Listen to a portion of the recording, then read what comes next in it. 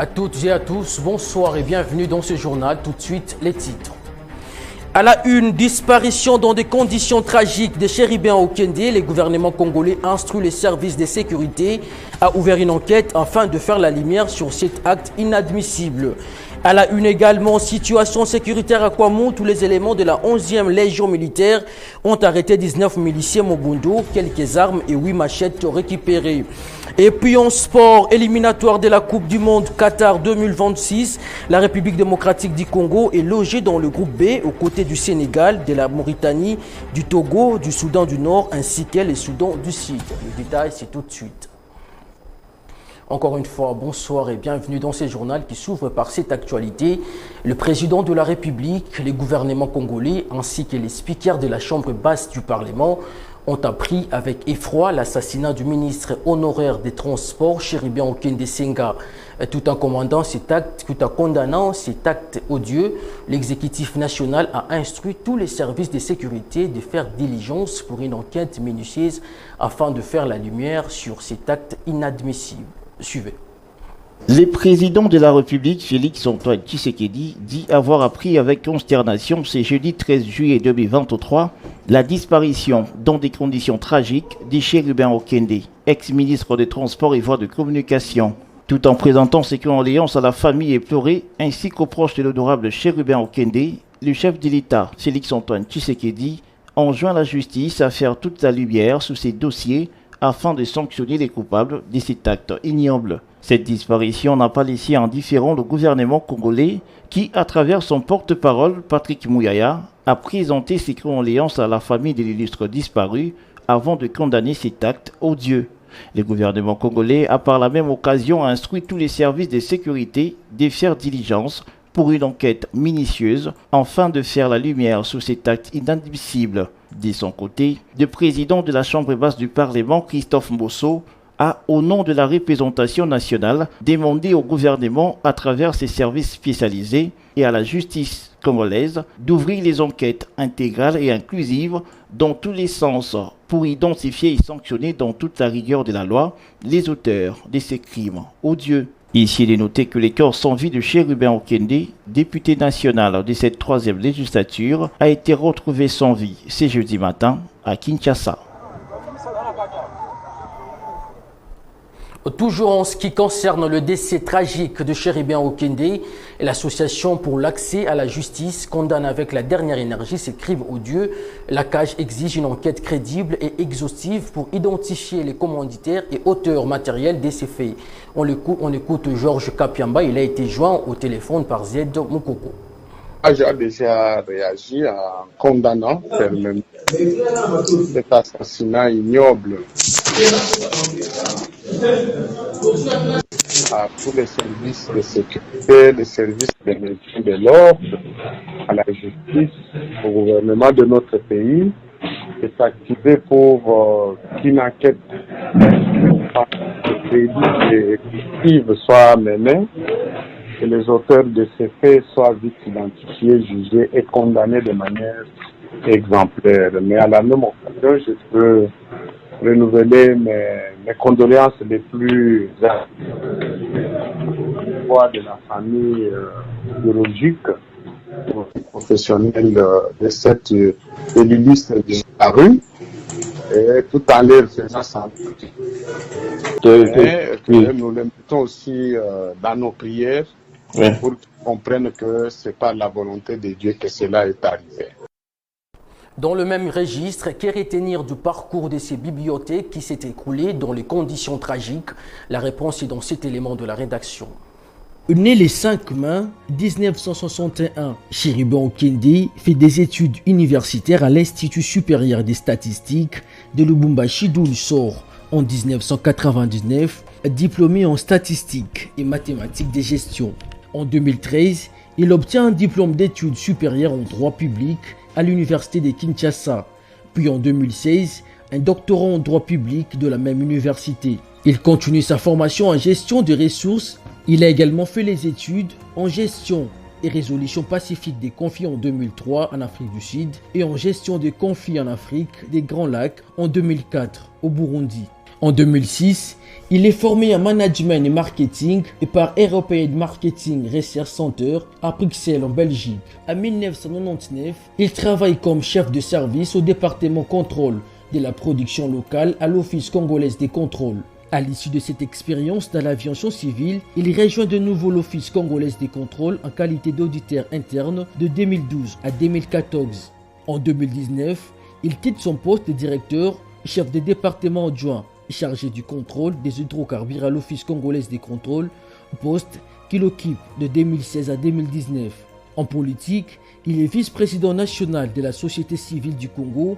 En 2015, il devient communicateur et coordonnateur de la cellule de communication de l'Alliance de la majorité présidentielle AMP. Et depuis 2018, il est à la fois vice-président national de l'Alliance des mouvements du Congo et secrétaire général adjoint de la plateforme Ensemble pour les changements. De 2019 à 2020, il est porte-parole du coordonnateur de la coalition politique Lamuka. En 2018, il est élu député national de la circonscription de Lukunga dans la ville-province de Kinshasa. En avril 2021, il est nommé ministre des Transports, voies des communications et des désenclavements. Je l'ai également annoncé au sommaire, les éléments de la 11e Légion militaire ont arrêté 19 miliciens Mobundo ce mercredi 12 juillet à Kwango. Lors de cette opération, l'armée congolaise a récupéré 10 armes et 8 machettes. Suivez. Encore dans le filet des éléments de la 11e Légion militaire, sous les commandements du général-major Jonas Sapadiri, 19 miliciens Mobundo, parmi lesquels une jeune fille, tous arrêtés après une attaque de la milice Mobundo au pont Kwango la nuit du 3 juillet dernier. Et poursuivant la traque et la neutralisation de miliciens Mobundo dans le territoire de Kenge et Popokabaka, le général-major Jonas Apadiri fait une descente dans des zones jadis occupées par ces miliciens pour s'enquérir de l'effectivité de cette opération, suivant ainsi les instructions du commandant suprême, le chef de l'État Félix-Antoine Tshisekedi Tshilombo. Le commandant de la 11e Légion militaire a saisi cette opportunité pour appeler la population à collaborer avec les éléments du FARDC installés dans cette partie du territoire en vue de faciliter les retours à l'ordre et à la paix totale. Lors de cette opération, l'armée congolaise a récupéré 12 armes, 8 machettes et plusieurs effets de fétiche de miliciens mis à la disposition de la justice militaire à Kenge. Il est de noter qu'à des jours seulement de leur installation dans cette province, la 11e Légion militaire a réussi à mettre la main sur 70 miliciens. Il est de noter qu'à des jours seulement de leur arrivée dans cette province, la 11e Légion militaire a réussi à mettre la main sur 70 miliciens et rassure toute la population de traquer ces Mobundo jusqu'au retour total de la paix. N'étant pas prêt à participer aux échéances électorales prochaines, Martin Fayulu, visiblement en perte de vitesse, promet de faire recours à l'application de l'article 64 de la Constitution. D'où l'on se pose la question de savoir si les institutions démocratiquement installées en République démocratique du Congo exercent-elles le pouvoir en violation de la Constitution. Tentative de réponse dans cet élément de Vincent Mozongo.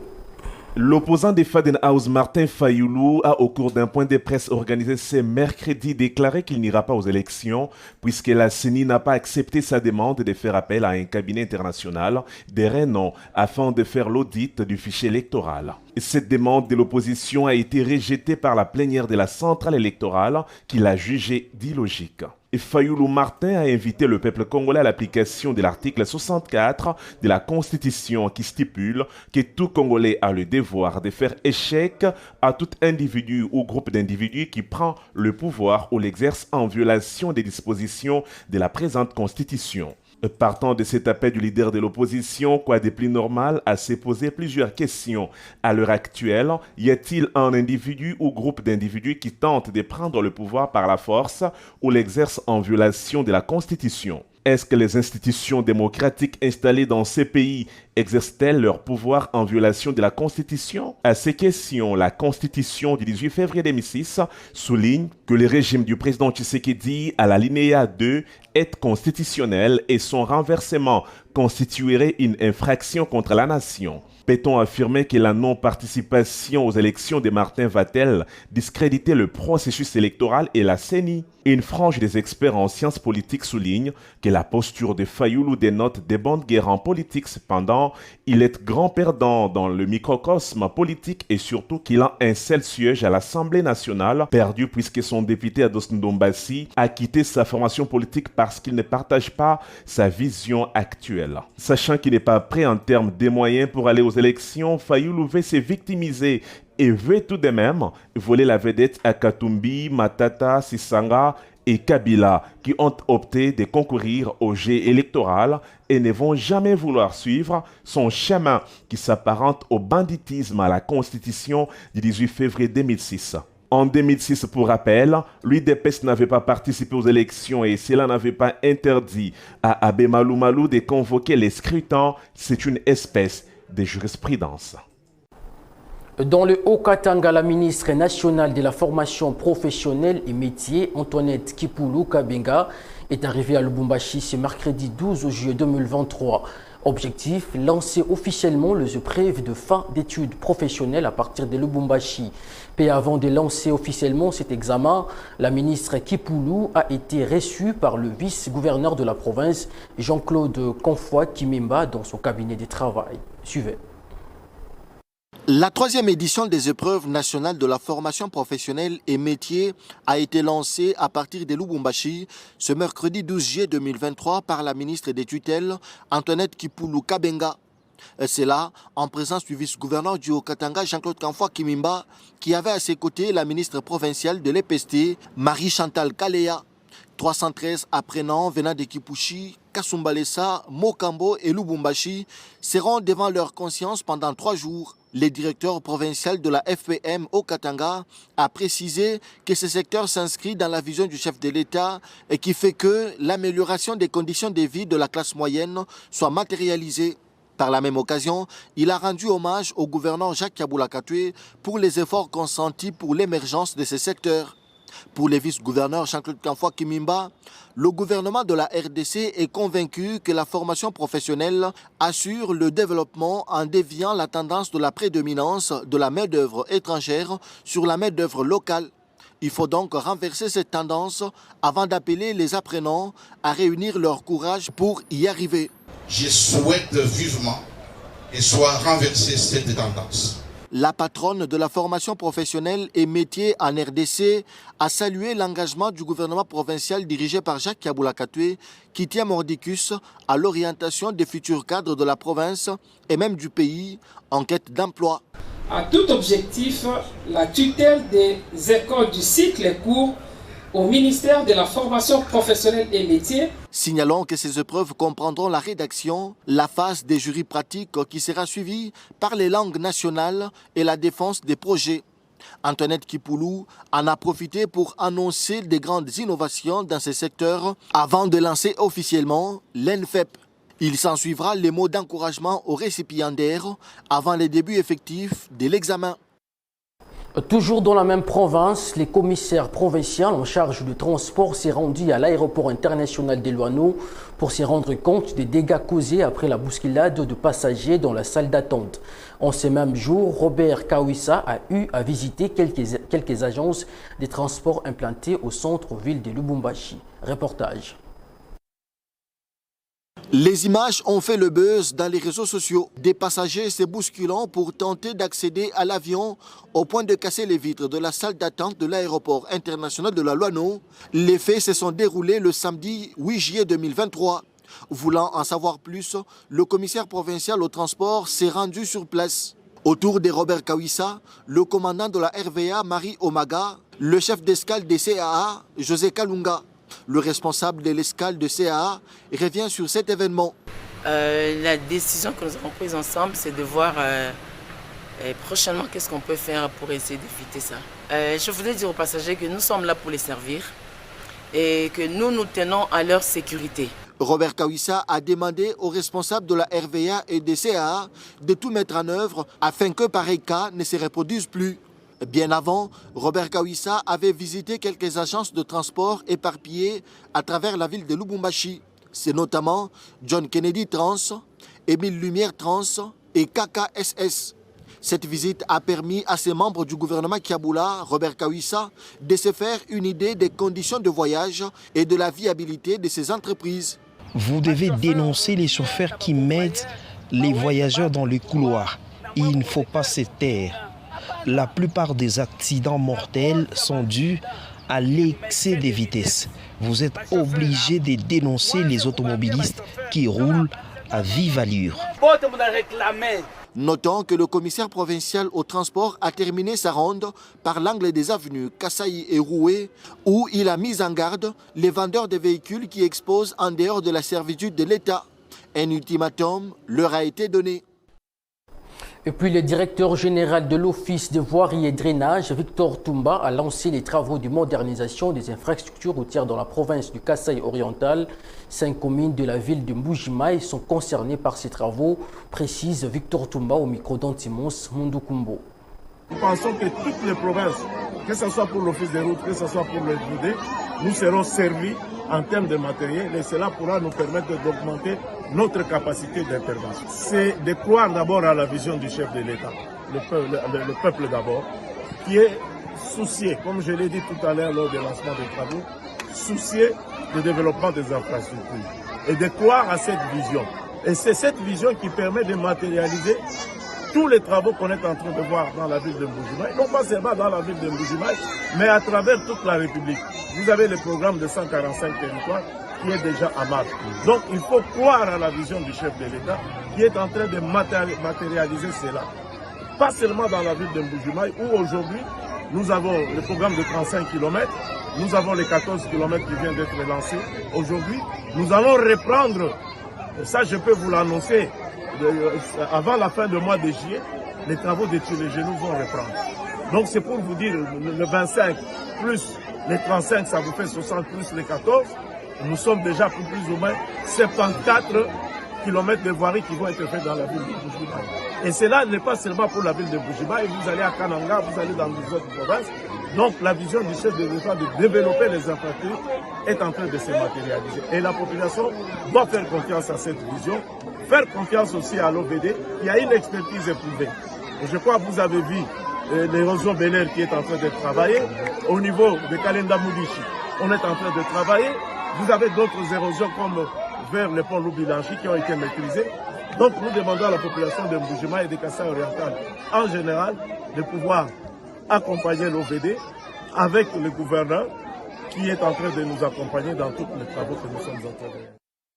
Retournons à Kinshasa où John Dianza, avocat au barreau du Congo central, a salué ce jeudi 13 juillet 2023 au cours d'une interview accordée à nos reporters les mesures prises par le procureur général près la Cour de cassation, Firmin Vundé, en toile de fond l'interdiction de l'exécution de mandat d'amener le week-end, mettre fin à l'arrestation et libération fantaisiste en République démocratique du Congo.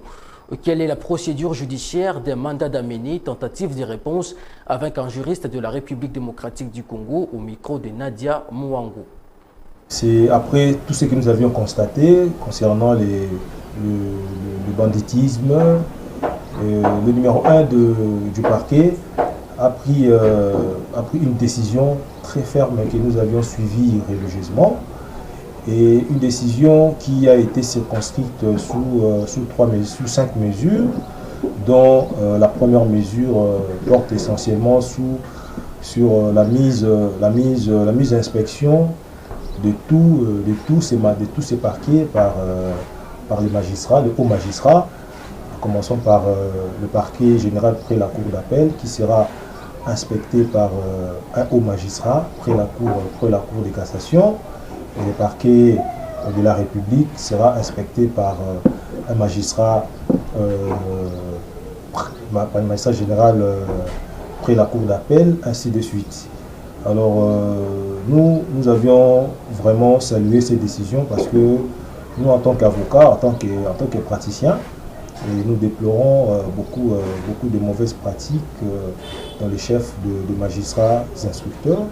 Et la première mesure vraiment nous met très à l'aise en tant qu'avocat. Et la deuxième mesure, ça porte essentiellement sur les arrestations et libérations fantaisistes. Donc, vous allez remarquer Il y a certains justiciables qui sont libérés n'importe comment. Certains justiciables sont arrêtés n'importe comment. Et aujourd'hui, la pratique des mandats d'amener, moi en tant qu'avocat, le mandat d'amener n'est pas une pièce de détention. Le mandat d'amener est une pièce de procédure. On peut vous arrêter par mandat d'amener et puis on vous libère le même jour. Vous comprenez? Et puis vous allez répondre à un autre rendez-vous. Vous comprenez? Mais en ces jours, le mandat d'amener, la manière dont ça se pratique, ça frise un peu la. C'est pour cela que le procureur général près à la Cour de cassation a martelé sur cette mauvaise méthodologie, mauvaise pratique. En bref et en image, éliminatoire de la Coupe du Monde 2026, la République démocratique du Congo est logée dans le groupe B après tirage au sort de la zone Afrique effectué ce jeudi 13 juillet par la Confédération africaine de football à Abidjan en Côte d'Ivoire. Les léopards de la RDC, pour se qualifier, joueront le Sénégal, la Mauritanie, le Togo, le Soudan du Sud ainsi que le Soudan du Nord. Bouclons cette session d'information par cette actualité sportive. Les léopards basketball messieurs sont qualifiés pour les demi-finales de la CAN Afrobasket 2023. Les hommes de Pierrot Ilunga ont eu raison sur la sélection nigériane 74-72. Suivez. Opposés aux Super Eagles du Nigeria ce jeudi 13 juillet 2023, les Léopards Basketball messieurs s'y sont imposés sur la note de 74-72. Ils sont qualifiés pour le demi-finale de l'Afro-CAN 2023. Cette compétition qui se déroule à Luanda en Angola jusqu'au 16 juillet est la deuxième édition après la première du Mali en 2019, remportée par la République démocratique du Congo. Les hommes de Pierrot Ilunga ont réussi à se qualifier en demi-finale après avoir terminé premier de leur groupe composé du Cameroun et du Mozambique. Ils vont affronter les Maroc le vendredi 14 juillet en demi-finale pour essayer de jouer une deuxième finale consécutive dans cette compétition.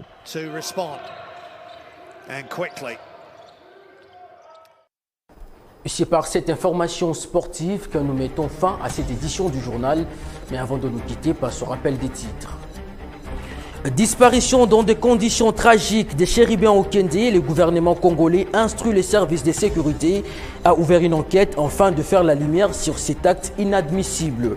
Nous avons également parlé de cette actualité. Les éléments de la 11e Légion militaire ont arrêté 19 miliciens Mobundo. Quelques armes et 8 machettes ont été récupérées.